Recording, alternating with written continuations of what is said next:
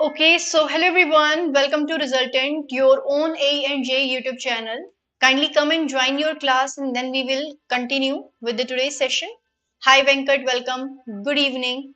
Good evening. So, welcome everyone. Hi Venkat, good evening. Okay, so today we have our session on union and its states and citizenship.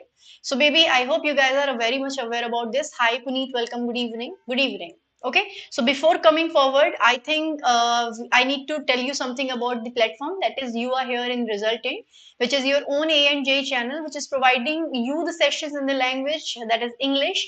Like the people who are living in the deep south, they are not able to understand the Hindi language. That is why we had planned that we are going to provide all of you the sessions in English language. So, by the way, we have lots of courses available. But before that, if you are liking the sessions we are providing to all of you, kindly subscribe our channel and also press the bell icon so that you can get the notification every time. Okay, you can also share it with your friends now.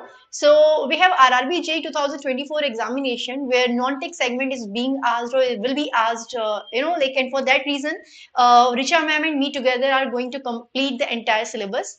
And for that reason, if you have any kind of query, you can connect with us at support@resultant.in, or maybe you can call us on 7991310416. Now, moving forward further, so we have multiple packages available. You can enroll them yourself in these batches according to your requirement.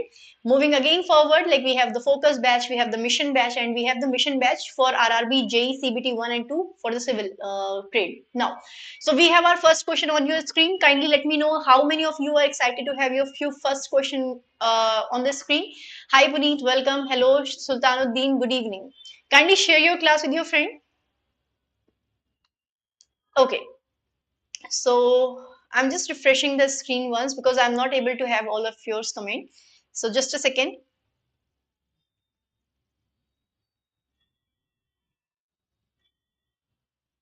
Okay, so now everything is visible to me. Okay, so just a second, just a second. Yes. Okay. So if we have our first question on your screen. Kindly try to answer this question. Now, which of the following can alter the boundary of a state or change its name, its state government, Supreme Court, Parliament, or the High Court? Kindly answer this one. Hi, good evening, Sultanuddin. Hello, Puneet. Please answer. That which one of the following can alter the boundary of a state or change its name? Okay, so Venkat, Puneet, Devanshu has already given the answer. Yes, definitely the right answer is C, that is Parliament. In our country, generally each and everything which is related to the related on the basis of the central control. So we can say like the Parliament is a wholesale body which can change it. So generally, if I just wanted to change the boundary of any territory or any part of the country, the Parliament will pass that resolution first, right? So the right answer is C, that is Parliament. And again, we have Article number 79, which is related to the Parliament. In case of the High Court, we will have the article like starting from 214 to 237. There we have all the things related to the High Court. When we do talk about the Supreme Court, between article number 224 to 147, we have all the provisions related to the Supreme Court. And when it comes to state government, so we'll say that is starting from article number 52 to 237, each and every body which comes in part 6 of the Constitution of India. So we say we have all these provisions. For example, we have the governor, we have the state council of minister, we have the advocate general, we have the state legislature, we have also the state annual financial statement, we also have the state quorum, we have the high courts and all, right? So the right answer C of this question. Now let's come on to the another question. That which article deals with the Indian citizenship is A, Article 3 to 17, B, Article 8 to 18, C, Article 5 to 11, and D, Article 5 to 9. Please answer everyone. Yes, under Article number 3, we can say like we can alter or the Parliament can alter the boundaries of any state. Very nice, very nice. So again, we can understand here that citizenship is discussed in part second of the Constitution of India. The provision of the citizenship we have taken from the Constitution of Britain, right? And when we do talk about the articles between which we have discussed about the citizenships, it's 5 to 11. So if you just wanted to remember these articles and what are there in the articles of the citizenship, so you will say In article number 5 we have the citizenship by the birth. In article number 6 we can say like those who came from the Pakistan and taking the part you like the citizenship of India, they are allowed to get that, right? Under article number 7 we can say like the citizenship relating to the people who are shifting from India to the Pakistan. Under article number 9 like 8 we can say like we have the article or citizenship provisions where if somebody is taking the citizenship of any other country in a non-permanent way, then he can still be has the right to be the be the citizen of India. Under article number 9, if somebody has taken the citizenship of any other country in a permanent format, then he will no longer be able to be the citizen of India. Under article number 10 and 11, the parliament has right to change the provisions relating to the citizenship. So the right answer is C, that is 5 to 11, which we can remember properly. Now, which article states that a person who voluntarily acquires citizenship of any other country is no longer an Indian citizen? So here we have article number 5, 11, 9, and 7. Kindly answer the question. Hi Siri, welcome, welcome. Please answer this one, everyone.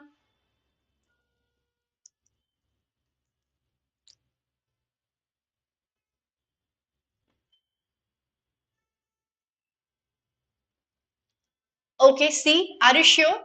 See, in the previous question which we were discussing, I already told you that if somebody who's like the guardians got birth in the country India, okay, who came in our country or who became the like citizen of India according to the Government of India Act 1935, they will be considered as the citizen of India according to the article number 5. Now, in article number 11, the Parliament has right to change the citizenship, right?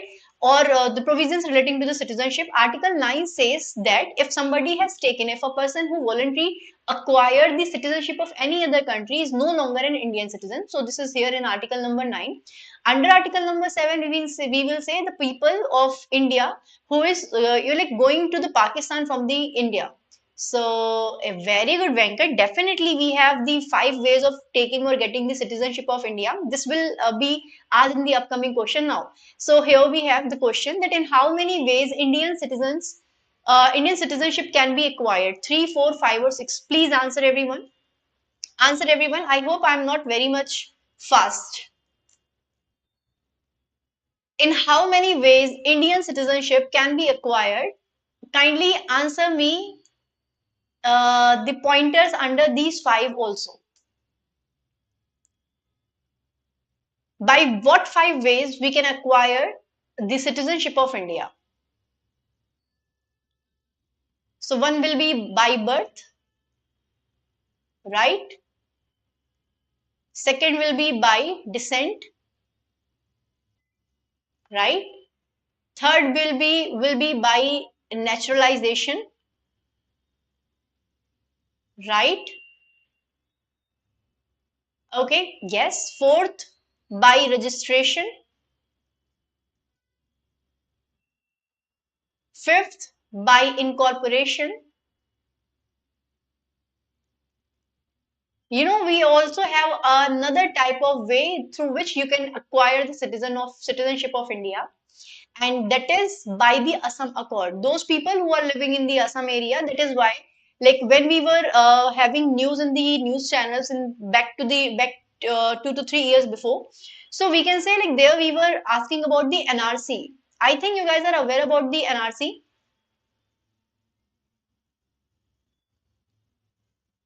Are you guys aware about the NRC and CAA? I hope you guys are. By birth, by descent, by the naturalization, by registration, by the incorporation. These are the 5 ways generally using which we can be the citizen of our country. But when we do talk about the NRC, when we do talk about the CAA, these were the another amendments the government of India were planning to have. When I talk about the NRC, what do you mean by the NRC and why the people of India were protesting against the NRC? How many of you have idea about it? NRC means National Register of Citizens, right? National Register of Citizen. Correct me if I'm wrong, right? And CA is the Citizenship Amendment Act, right? Through which we had given the citizenship of the people who are living outside the country. which do belong from the six religions of unique religions, right? So basically, when we do talk about the NRC, so it was basically planned to be started in the Assam areas only, and that is why, like, see, because Assam shares its boundary with the Bangladesh, so there are lots of the people who, they are coming towards the Indian territory illegally. So to have control over these features, we were planning to have a proper register maintained, and that is why we had the NRC. So lots of people were, criticizing the decision of creating the NRC again. Okay, so again we can say like we have a Assam exactly, because in the Myanmar we had the Aung San Suu Kyi. I think you guys are aware about her. She was the state council of the Myanmar, and at that time, because the Myanmar was like the population of Myanmar was increasing through the Rohingyas, and they blame the Rohingyas that they are creating or increasing the number or the population of the countries, and at the same time. The Home Minister of India gave an a statement, not the Home Minister exactly, Rajnath Singh, the Minister of the Home Ministry gave this statement that we cannot compromise with the internal security of the country. So that is why we cannot allow the people of the Rohingyas or the Rohingya Muslims to enter into our country, because again we are definitely the most populous country in the world, and it will become difficult for us to manage all the things because of the increasing people of the Rohingyas. After that statement, when the NRC or when the CAA came, so the people started obligating or obliging the uh, criticizing the government decision. So that is why we have with us. So I'm again saying that we also have certain people or certain citizens of our country who came to the territory of India through the Assam Accord, right? So yes, it was Sikh, Jain, Parsi, Christians, Buddhist, and the Hindu minority again. Yes, singer Adnan Sami came to our country, and he took the citizenship of India because he had a very good background. So no one blamed him. And again, his ancestors were brought up in our country. So he had a very strong roots connected to our country. So that is why he was given the citizenship of our country, right? So the right answer is C. That is fine. Now we have how many schedules does the Indian Constitution have? Okay, I think this question remains unchanged. So please answer the question. Yes, he took the citizenship of India. He is now a citizen of our country. At a moment, you cannot have a citizenship of two nations because we are not dealing with the dual citizenship in our country. So the right answer is B of this question. Now let's move forward with the another question. See, again, I also have another part included in this session, because otherwise we would have we will have very few questions. So that is why I included the State Reorganization Act as well. Reorganization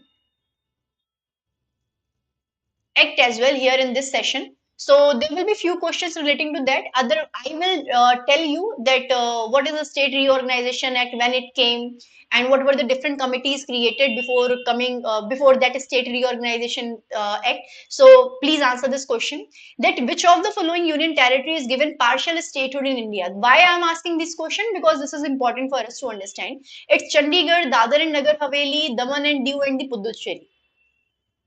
Which of the following union territories is given the partial statehood in India?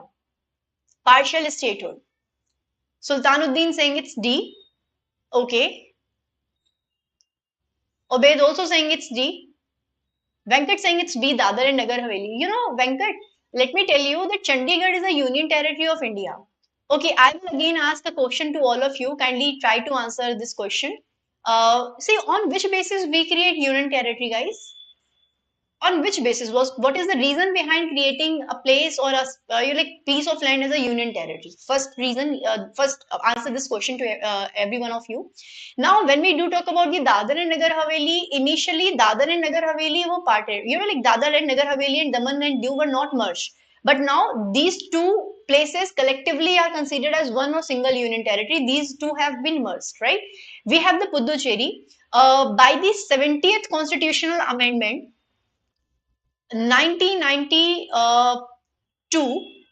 or 1991, make it 1991 instead of 1992, it was said that the state legislature, like there will be state legislatures in Puducherry and Delhi, and these state legislatures will take participation in the president's election, right? So 70th constitutional amendment 1991, according to that constitutional amendment, that state legislatures of these states, that is Delhi and Puducherry, will participate in the elections of the president, right? Apart from this, as you answered here, that Puneet is instability, 14 CA Puducherry related. Yes. Another reason is the administrative feasibility. Another reason is that like as you answered here, that instability. For example, the best example here we have is the Jammu and Kashmir. I always talk about this. That is, before the removal of Article number 70, Jammu and Kashmir was a proper state, right? After that, they create Jammu and Kashmir as a union territory, and because of that, no chief minister can be have we cannot have there in Jammu and Kashmir. So that is why the influence of the local people of Jammu and Kashmir will not reflected there in the administration or the governance of Jammu and Kashmir. Each and every decision will be taken by the president of India, because there is a kind of situation when a statehood or a state emergency or the president rule type of situation you will find in Jammu and Kashmir. Apart from this, we also have the Ladakh created as a new union territory of our country. So in that way, we have at present 8 union territories in our country, and again, the strategic decision is also another reason. For example, Andaman and Nicobar. Andaman Nicobar is very far away from the mainland of India, and here, there in Andaman and Nicobar, there are lots of tribes are living. So if we, like release the Andaman and Nicobar Deep Samu or create it as a state of a country, so maybe there will be situation that in Andaman and Nicobar, the local people will influence the rest of the other people of the state or the Andaman and Nicobar population, and they separate themselves or ask demand for the separate entity. So that is why. Okay, Chandigarh was created as a union territory first because of its development. Second, it was taking care. Like we have the High Court in Chandigarh, so that High Court is taking care of the Punjab and Haryana both. Before that, like before creating or before having the Shah Commission, which is responsible, which was framed in the year 1966, which was responsible for creating the Punjabi speaking people or state of Punjabi speaking people, that is Punjab, and state of Haryanvi or Haryanvi speaking people, that is Haryana. So in that way, we had created that two states, right? So these two states are being taken control by the Chandigarh itself, right? So yes, we have the Delhi and Pondicherry assembly related demand. Chandigarh is the interior part. Why that is union territory? So Zanuddin, that is what I said, that there are certain reasons. First was instability. Second was strategic decision, strategic importance, like Andaman and Nicobar Deep Samu. Okay, and the third was administrative, creative feasibility. So these are the reasons why, like that is why we create a place as a union territory. Though it is, like landlocked, it is interior part of the Chandigarh, but Chandigarh is comparatively more developed as compared to the Haryana and like Punjab. And yes, there are lots of requirements. See, I always have a question like why we had created these union territories. So I started studying or like in depth about that, right? Now let's come forward to the another question. But before that, I think I should answer here. That is it is given as a partial statehood, right, in India. Now, Indian citizenship is granted by which ministry? The President of India, the Prime Minister, the Minister of Home Affairs, or the Minister of External Affairs? So once you start studying all these facts in depth, you will start getting too much interest in these things. You will have lots of questions. You will have lots of imaginary questions, which is generally not practical in nature, but we will have that type of questions. So Obaid and Puneet are saying that it's C. Ministry of Home Affairs is responsible for giving. Siri saying it's A. Madhumati Ashok is saying C. See, the President of India is no like every decision is generally taken by the President of India, but before coming to the President, it is being discussed or it is being finalized by the Home Ministry. So the right answer is C. The Ministry of Home Affairs is generally responsible for finalizing whether the person will be like will is eligible for becoming the citizen of our country or not. So they generally check the entire background of that person, whether if we are entering somebody into our nation, will he be dangerous for us, or will she be dangerous for us. So I will again ask another question. I think you guys are aware about Seema as well, the Seema named women who came with his with her four kids in our country, and how she came to our country. Is she the citizenship like citizen of our country, or if she is the citizen of Pakistan? So who gave her the authority or the permission to be there in our country?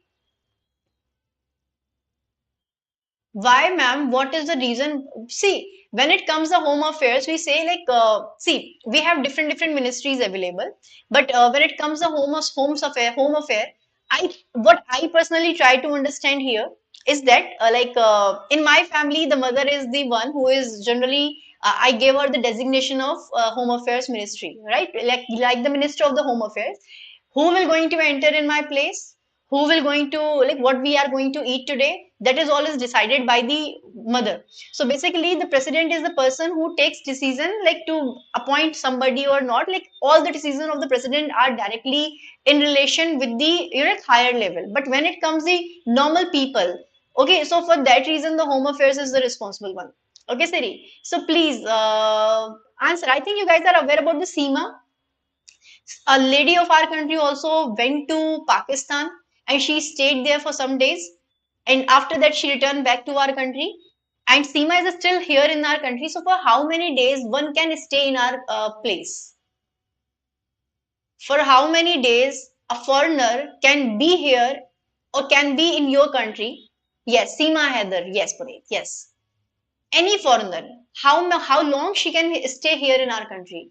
Is there any provision in our country that she can stay here in our country? So this is a homework question. Please go ahead, check it. Like Ministry of External Affairs gave permission to Seema. Are you sure, Sultan? How the External Affairs Ministry has given her this permission, and if they have given the permission to her, for how many days she can stay in our country? Please, this is a homework question. Go and study that well and then come back to me. Right now, which type of citizenship is provided by the Constitution of India? It's single, regional, dual, या फिर temporary? Please answer.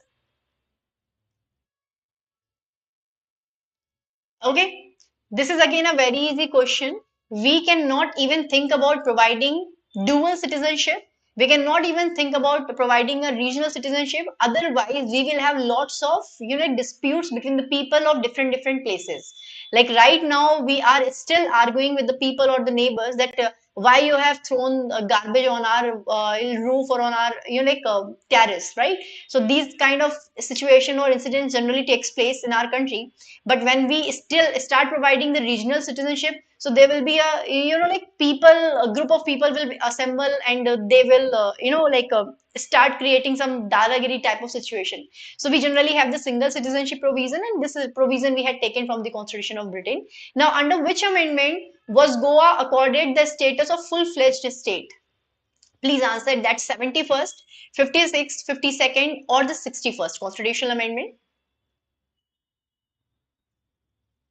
Please answer, everyone. That by which constitutional amendment was Goa accorded the status of full-fledged state? See, I will also tell you some new thing here. Uh, okay.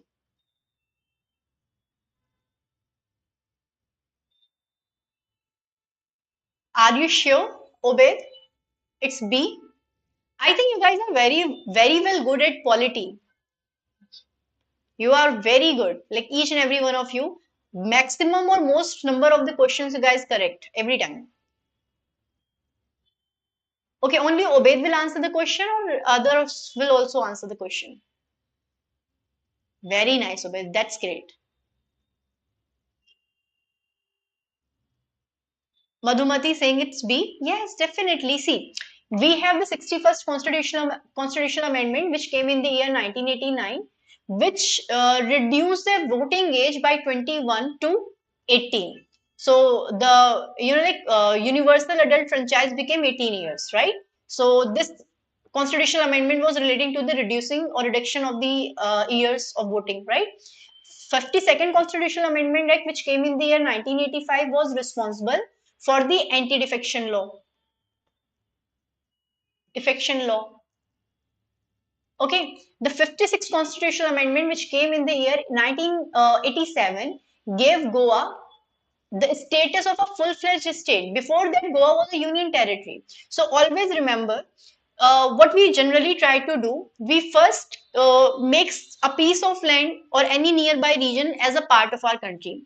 For making any any property under your custody, before making it a state or a union territory, we need to conduct or we need to do or perform a constitutional amendment.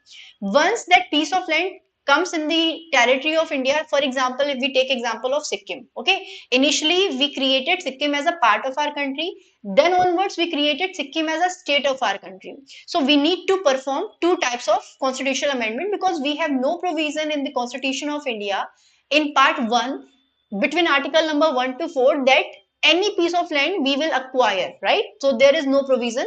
So whenever we say that if we are creating some if we are parting any state into two parts, so for that provision we have article number 3 available to our country, but we do not have any article which says about like we are acquiring for a piece of land or a property, right? So for that reason we need to perform a constitutional amendment and to convert a state to a union territory or any incorporated piece of land, if we are converting into a state, for that reason also we require a constitutional status. In the case of Goa, as we all know, like in the year 1961, we started the Operation Vijaya. This we had discussed in the previous classes as well. So in 1961, through the Operation Vijay, we removed the Portuguese acquisitions part or Portuguese occupied areas from the Goa region. So that is why we had to do so. So we had to perform a constitutional status or constitutional amendment. Ma'am, Sikkim land acquired by China, is it right or wrong news? Sultanuddin, generally China has this tendency of increasing its territory. We always say that with Pakistan we have line of control, okay, LOC. But we in with the like with China we have line of actual control. So wherever or up to which piece of land, if China is coming or occupying the territory, so that piece of land becomes of China.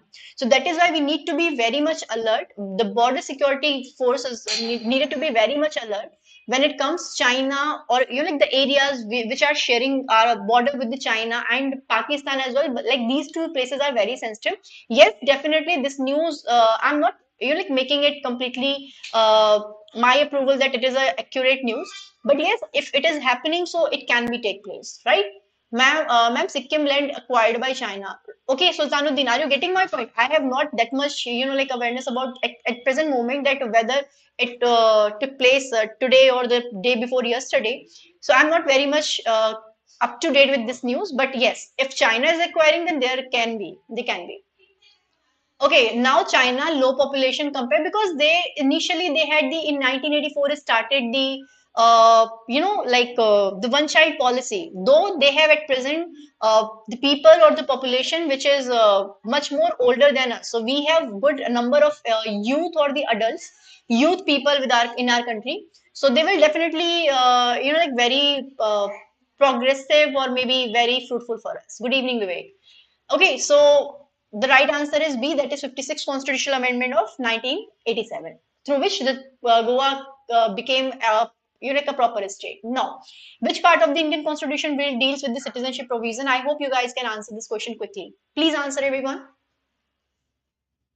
So I will check it, Sultan, and I will let you know that no, sorry, yes, Sultan, I will check it, and I'll let you know in the comment section itself that whether the China it is a confirmed news that China has occupied certain parts of our state Sikkim. So Puneet, Obed, and Vidanshu saying it's B, it's D. Definitely the right answer is D. If we are talking about part 4, so it is related with the DPSP, that is Directive Principles of State Policy, under the article 36 to 51, right? And we have taken this feature of DPSP from Ireland. This we have discussed in the previous class. If we do talk about part 3, we can say like here we have discussed the fundamental rights. fundamental rights, and the articles are between 12 to 35, and this feature we have taken from USA. In part fifth, we have the union. Okay, and this we have discussed between article number 52 to article number 151. Under article number 148, we have the controller, auditor, and general. So between article number 52 to 151, we have the part fifth located, and part two between the citizenship between article number 5 to 11. Right now, please answer this question. Which article of India of the Constitution deals with the formation of new state? It's article 3, 5, 4, or 2. Please answer, everyone. DPSP by the Ireland. No, no, no, no, no, no. Article number 79 deals with the parliament, Vivek, sorry. Article 79, we have, related to parliament. Article number 80 related to Rajya Sabha, composition of the upper house of the parliament. And article number 81, the Lok Sabha. Okay, so article number 3, yes, definitely. Okay, so we can say the right answer. Uh, yes, the right answer is article number 3. Okay. Okay, what do you think what is there in article number 4, anyone? What do you think what is there in article number 4, everyone? Formation of a new state, and what is there in article number 4, everyone?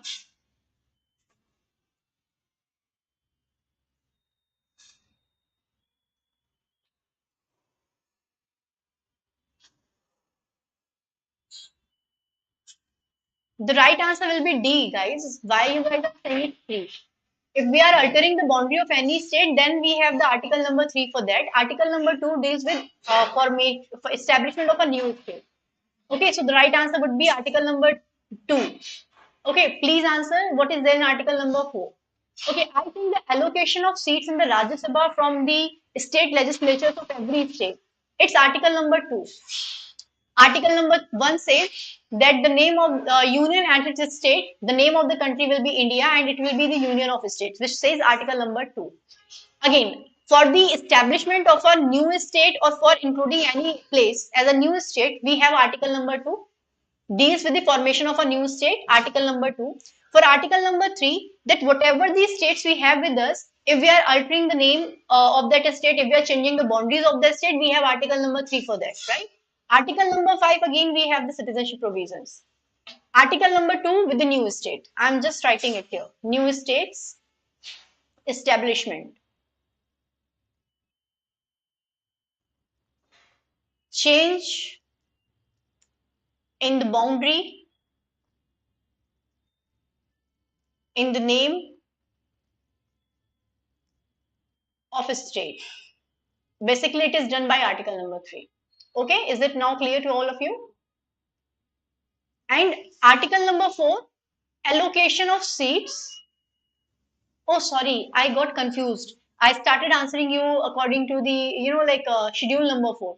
That is what happened generally with me as well. So basically, when we do talk about article number 4, so we say generally laws made under the article 1 and 2 to amend the first and the fourth schedule and to provide for supplementary, incidental, and the quantitative matters, right? So this is what is discussed in article number 4. Now, we have another question that under which of the following amendments Sikkim became the 22nd state of the Indian Union? It's 36th Constitutional Amendment Act of 1975, 35th Constitutional Amendment Act of 1975, 38th Constitutional Amendment Act of 1975, or the 37th Constitutional Amendment Act of 1975. Please answer this. Venkat Obed, Puneet, Siri, Sultan, and everyone. 36th? Exactly. Before that, before having Sikkim as a part of our country, so we had to perform the constitutional amendment of 1930, 35th constitutional amendment, and then later we had to create it as a state or the 22nd state of our country, and for that reason we had the 36th constitutional amendment act of 1975. Okay, so this is answer number 8. Now, there we have a detailed question available. Please try to answer this also. Here we have the assertion that State Reorganization Act 1956 was enacted to recognize the state boundary. Reason is State Reorganization Commission favored language being the sole criterion for the reorganization of a state, right? Option number A, both assertion and the reason is correct and the reason is the correct explanation of assertion. B, both assertion and reason is correct but the reason is not correct explanation of assertion. Assertion is right but the reason is wrong and assertion is wrong but the reason is right. Please answer everyone. Devanshu saying it's C. Okay. Puneet saying also C. Language based, ma'am. Okay, so again I can ask few questions from this question. That is basically there was a person named as Pottishi Ramullu. Okay, so because of his efforts, like we came over the conclusion that like we are creating the state or the first state on the basis of the language. Which state we had created on the basis of language? Anyone? Which state we had created on the basis of language? Which was the first state of India which we had created on the basis of language? That was Andhra Pradesh. Andhra Pradesh. Okay. So lots of like protests were started by lots of people of India which were living there, and they were demanding that we need to create these states on the basis of language. So at that time, the State Reorganization Act, though it was not created at that time, earlier the institutions or the committees we have with us, they said that it will be very ridiculous if we will create these states on the basis of language. So they said instead of creating states on the basis of language, we need to create these states on the basis of the administrative feasibility. So for that reason, nobody took too much interest in creation of these states on the basis of language. Later on, because of the efforts of the Pottishi Ramallu, and he also lost his life. So we had to create that as first state of our country, that is Andhra Pradesh, in the year 1952. Yes. So again, we can say like from the Andhra Pradesh, we also got the another state, that is the 29th state of our country in 2014 on 2nd of June, Telangana created. So once you will start becoming very feasible or very liberal in creating these states on the basis of the language, the people of that state will take for granted will take the government for granted, and they will still and again demand for the creation of states like that. So after that, we had to create some committees. For example, we had created the JVP committee. We had created the Fazal Ali committee, and then we came over and we had then created the State Reorganization Commission. After the creation of the State Reorganization Commissions, we created the State Reorganization Act in 1956 by the seventh constitutional amendment. Constitutional amendment uh, in 1956. Okay, sorry for that. Okay. Yes. So then we had the 14 states and six union territory created. Okay. So the right answer is C. That is, assertion is right, but the reason is wrong. Fazal Ali Commission to language based tha. No, no, Vivek. He denied that we need to create any state on the basis of the language, but we had to be very much, we were very much pressurized for because of the death of the Pottishi Ramullu, and so we had to create that. Now, in which year did the central government of India appointed the State Reorganization Commission? In 1953, 1958, 1953, or 1950? Please answer, everyone.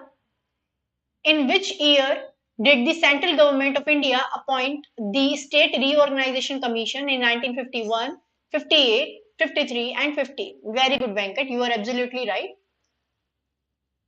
In 1953 में वो तो accept किया था language. हाँ, yes, yes.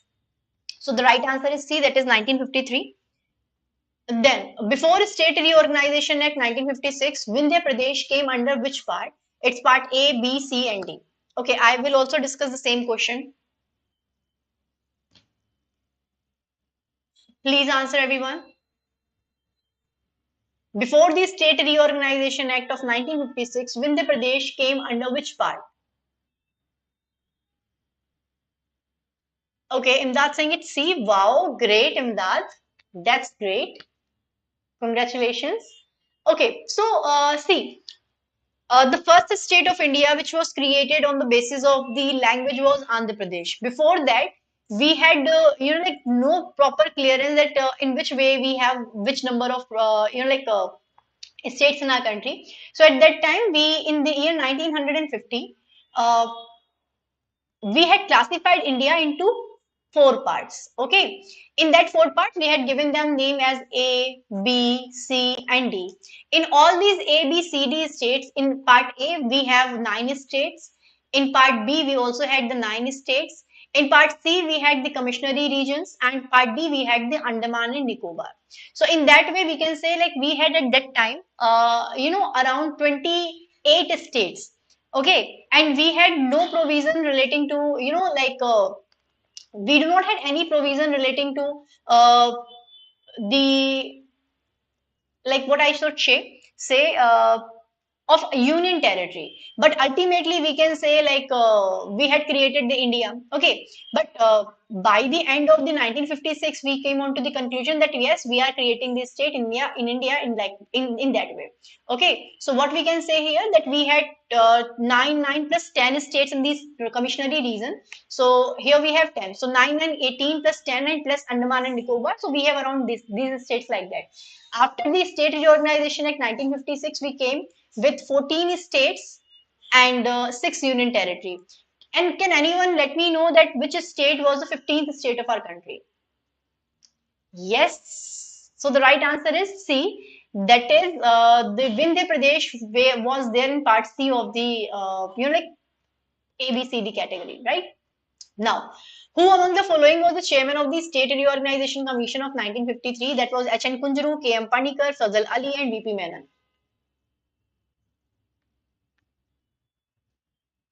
Who among the following was the chairman of the State Reorganization Commission of 1953? It was he was H.N. Kunjru, K.M. Panikar, Fazal Ali, and V.P. Menon.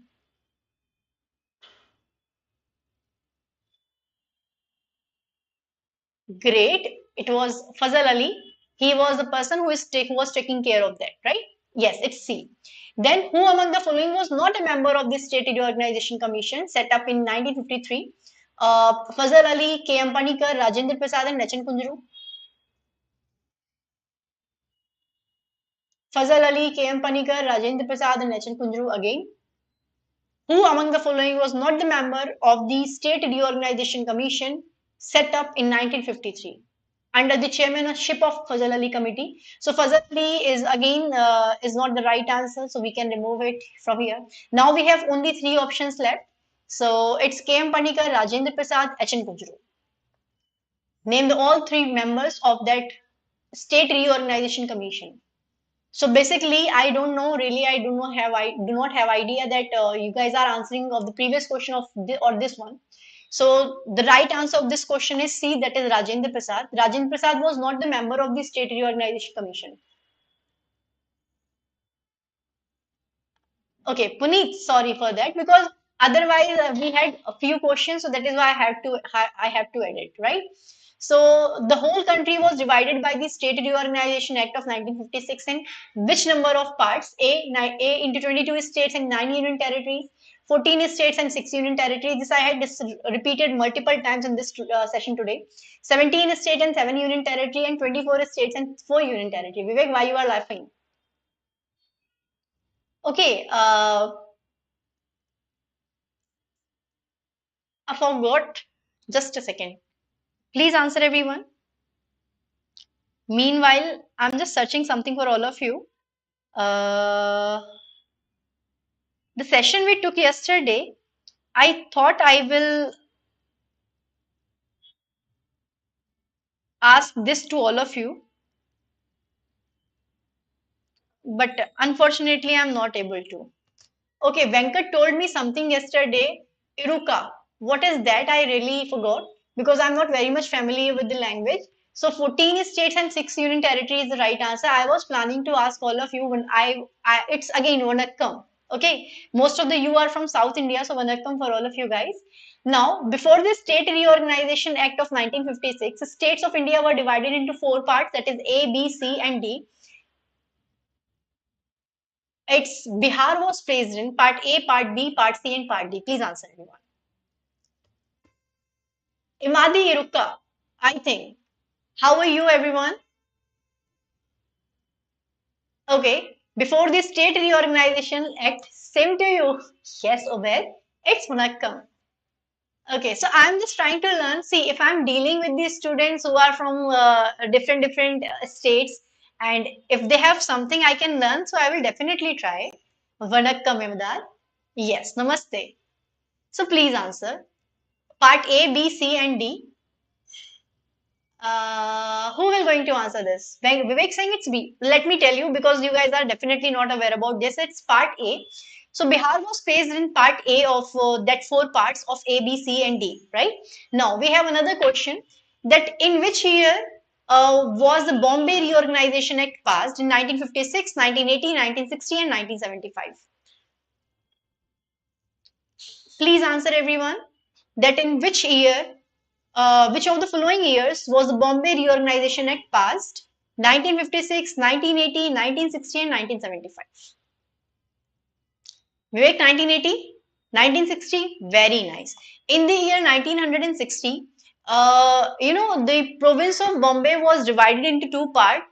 For Gujarati speaking people, we had created Gujarat, and for the Marathi speaking people, we had created Maharashtra. Though Maharashtra was a part of the Bombay, so we created a new state that is 15th in number. Yes, 1st of May 1980, 1960. So that was the 15th state. Gujarat was the 15th state. Nagaland was the 16th state. I learned the sequence of these states at that time when I was also preparing for your examination. Now, in which year the overseas citizens of India got the right to vote in 2008, 2009, 2010, and 2011? Please let me know answer, everyone.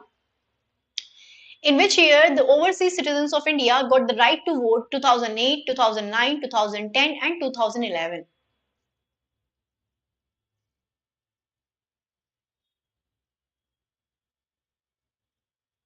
Are you sure, Obed? Okay, Venkat saying it's D 2011. Overseas means the citizens of India or the people of the Indian origin, they are living over the seas. Over the seas. That is overseas, right? The people of Indian origin, we have two types of cards available for the Indian people. That is the POI card, people of Indian origin, and PIO card, and the overseas citizen of India. So in the year 2011, the overseas citizens of India were also given the right to vote, and this was came after the constitutional amendment. So in the citizenship, in the Citizenship Act of 1955, we had we had did multiple number of changes. Okay. Yes. So the D is the right answer. That is 2011. Okay. So this is the last question of your day. I hope we learned some few new question today, and because you are here in the resulting, it is all possible. And in the upcoming days as well, that is in tomorrow, we will going to discuss the questions relating to the fundamental rights. I hope fundamental rights are quite easy for every one of you, and you guys will definitely going to solve that answer properly. So I gave all of you the homework question as what is there in article number 3 of the question. I think this we have already discussed that if you just wanted to alter the boundary of any state, if you just wanted to change the name of any state, for example, the West Bengal state of India is demanding for the removal of the term West from the state Bengal, because everyone start asking, ma'am, if we do not have any East Bengal in the year primarily became the East Pakistan, and later it became the Bangladesh country. So we do not have any East Bengal, then why we have the West Bengal? So that is why the Mamata Banerjee raising this point that we got the funds in very late, because of alphabetically West comes in late, right? So she has that point. And apart from this, she also wanted to change the term or remove the term West from it. Okay. So thank you so much, everyone. And we'll discuss new topic tomorrow. For here, I'm just ending the session. Okay. Till then, tata, bye bye. Take care, and again, God bless you all. Today, I'm not giving any homework question to all of you. Just go and check about the Seema Heather, who gave her the permission and how long she can stay in our country without having a proper permission of our country. Okay. Thank you so much, everyone. Till then, tata, bye. Take care. God bless you all. Bye bye.